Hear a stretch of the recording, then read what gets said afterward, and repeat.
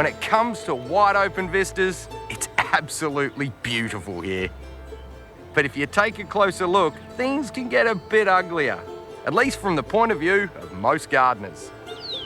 There are swathes of common weeds across our farm that need to be managed, and although I'm none too keen on them, they don't just have to be uninvited nuisances. They do have their uses, especially when it comes to understanding what's going on in the soil. Capeweed and stinging nettles are indicators of nutrient-rich, free-draining cultivated soil. Thistles, chickweed and purslane are other common weeds that also usually indicate fertility. Any of you who are gardening in a lighter soil will be familiar with this stuff, capeweed. But if you look at the plant individually, it's got good strong growth and good verdant leaves, which indicates to me that the soil in this patch is pretty good.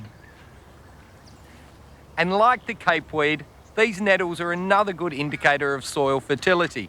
If their growth was stunted or their leaves were yellow, it'd show that the soil is lacking in nitrogen. But they're growing pretty well, so all good here. And by the way, we love our nettles, and I'll show you why later on.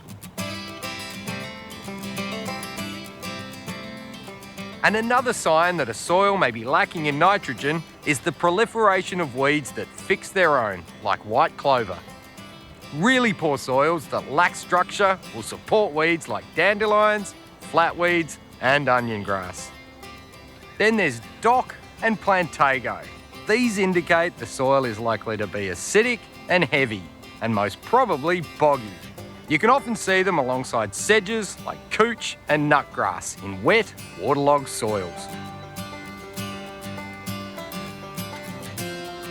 Native species like bracken are viewed as a weed in some situations, but it can tell you a lot about the site.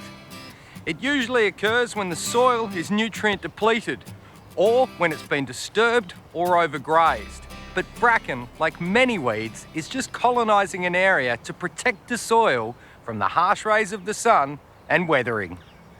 And your perennial weeds, like your bracken, are able to tolerate the conditions in a spot for more than 1 year, so they're more reliable indicators than, say, annuals, which may only survive for the one season.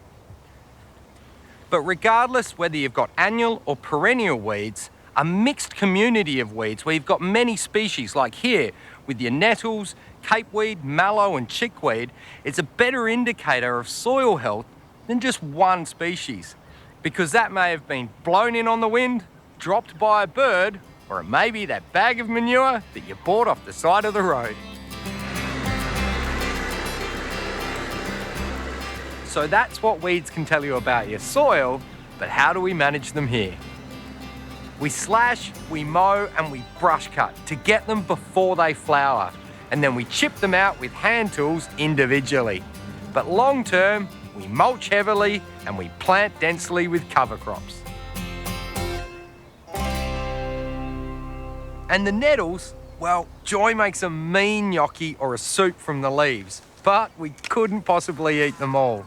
Instead, I compost them, or if they've got seeds on them, I'll use them to make a weed tea, a DIY liquid fertiliser that's good for your garden and your compost heap.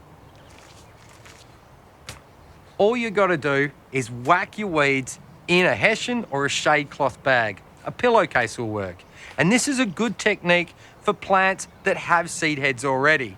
In here, I've got some nettle, I've got some chickweed and some capeweed. And remember, the greener and fresher, the better. Dump your weed tea bag in a bucket of water and weigh it down. And leave it there for a couple of days, stirring it regularly. Bearing in mind, depending on your weed species, you may need to leave it there a little bit longer to kill the seed. You can pour your steeped brew into a watering can and splash it around directly onto your leafy greens to give them an instant hit. Or chuck it on your compost. That way, it can help to speed up the composting process. So read your weeds to understand your soil and use them to make the most of the plants that you did invite into your garden.